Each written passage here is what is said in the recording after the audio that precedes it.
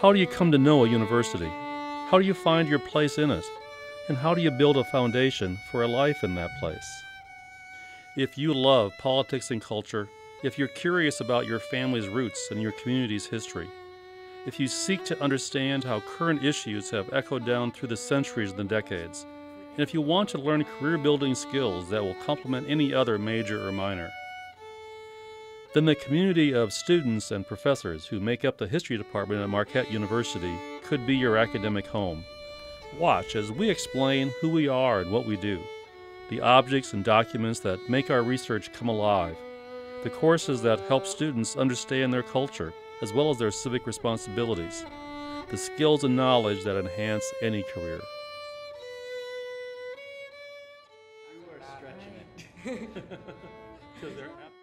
There's no point in time in which we stop. History is all around us. We just need someone to bring it out so we can see, hey, this is part of history also. Science and history can connect. I think that's like a very, people separate them, I think, a lot, and it's really all connected. I mean, the study of every subject is the study of how it became to be. So when you study theology, you're studying the evolution of religions and customs and traditions, so it's all connected. And that's what history does, is it connects everything. Studying abroad was a wonderful experience because you can appreciate it so much more after taking history classes. When you see Berlin and how it's still split from east and west from the Cold War, when you see the different streets where Jewish people were rounded up and at the same time where there are now memorials. The Jewish Holocaust Memorial is possibly one of the coolest memorials in the world, and it sits in Berlin and it is solemn and peaceful.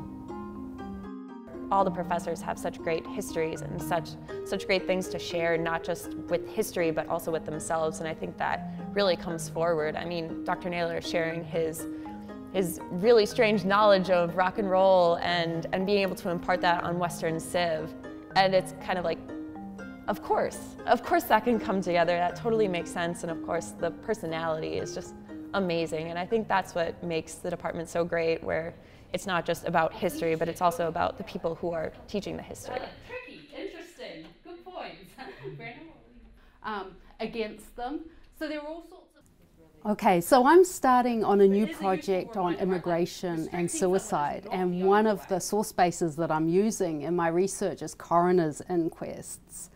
In the late 19th century, coroners really felt that in order to understand what had happened, they needed to interview people close to the person who was deceased. So you have people in a moment of desperation, people in a moment of tragedy, desperately trying to make sense of what has happened. And those can be incredibly revealing sources.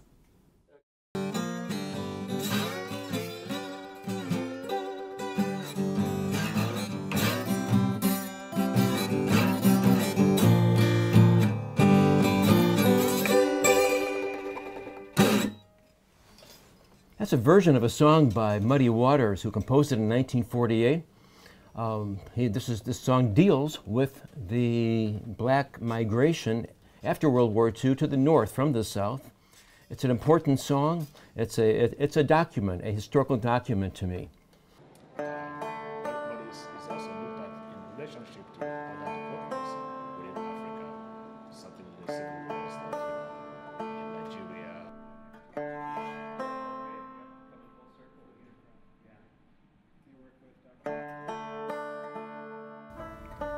So when we're thinking about cultural arts practiced in the countryside or by commoners or lower-ranking samurai, one of the only types of documents that we have are the primary source materials rather than transcribed materials. In this case, these are scrolls about swordsmanship. They list the techniques that a student should have learned, the basic principles and philosophies of the style, and also a genealogy from the founder of the art to the recipient of the scroll, which gives us a sense of the dispersion of the art in countryside and in urban areas across Japan. They're just, again, hard to find, and when you do find them, they tend to not pay as very well. I mean, which is, I mean, at this point. I think there's a common theme here. People don't want to. Germans resort to the old tactic of simply taking hostages and telling the civilian population who's in no trouble to start shooting these. But, you know, the Barbary pirates caused Jefferson to take it out of mothballs, and really the birth of the modern Navy occur at that time. I love teaching the Black Death. This is a moment where everybody thinks that they know what happened, that medieval society fell into complete chaos, it was run amok, parents wouldn't bury their children, children didn't bury their parents. But instead what we can do is study how medieval society stepped up and put an end to this awful demographic catastrophe. Man, these steps, that's a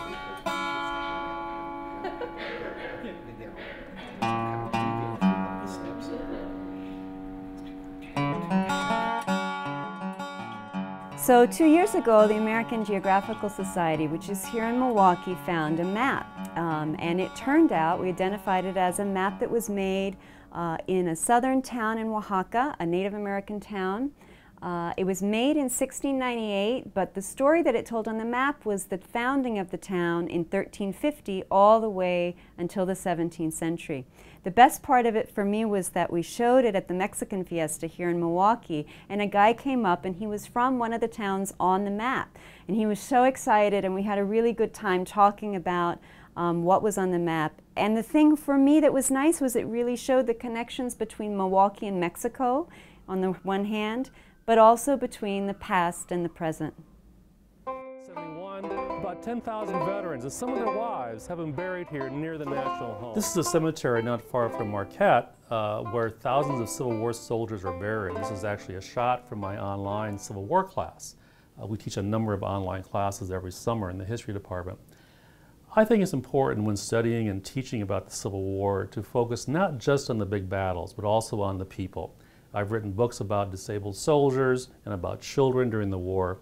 I think no matter what time or what place, the ways that wars affect people's lives, especially soldiers and children, are always relevant. Along you rub it, you get a nice dark, thick ink. And the ink stones are made of charcoal and incense. So as you rub it, it'll give off a nice little odor, and it's very, very nice to smell.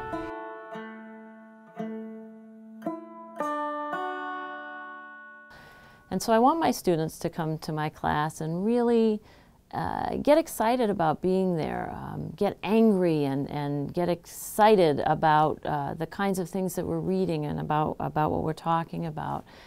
I think in this sense they'll be able to leave that classroom with a better understanding of the world around them, but also about their role in that world and what they can and should do perhaps as they leave Marquette and leave the classroom. Our students often match their history majors and minors with work in English, social sciences, natural sciences, business, and communications. They enjoy study abroad experiences all over the world and take summer internships in Milwaukee and at institutions closer to their homes. And they follow careers as teachers, lawyers, and historians, but also in business, medicine, IT, and communications. Studies have shown that after graduation, history majors earn more than all other humanities majors and more than most majors. As our website says, it's not about what you can do with a history major, it's what you can do with your history major. I like it in part because you get a sense of the academic regalia. You realize that back then professors would wear their caps and gowns. Students would also wear their gowns, and also, as you can see here, this fellow in the blue robe in the front, he's already asleep. So there are some commonalities through the generations. I feel like a history major, and that's something that's kind of a strange label, but I feel like it does kind of encapsulate something when you come to understand the department and seeing like these people love history, and it's okay, you know, where it feels good and it's just something that you can enjoy, because the main reason that I picked history was I enjoy doing it, and I didn't really see it as, oh, I'm gonna get a career out of this. It was more, this is something I enjoy, and I feel like I can give myself that as well as acquire so many skills through the classes that I'm taking. So it's not just about getting a job, but doing something for yourself and seeing what you can get out of that. And I have found that history has been so important to all my other majors, my understanding of things, how I've been able to conduct research. And so in my classroom, I want to convey to students what it means to be American, but also what their responsibilities are as Americans, what those civic obligations mean to them, what they meant to people in 1776 or 1848 or in 2014. And I want them to believe that if they care deeply enough about something, that matters, and that they can make enough change in the world with that energy, that the world can be a better place, that they can leave and make the world a better place. There's more to learn about the opportunities for studying history at Marquette. Explore our website, check us out on Facebook, and read our blog, Historians at Work, to find out if we're the place for you.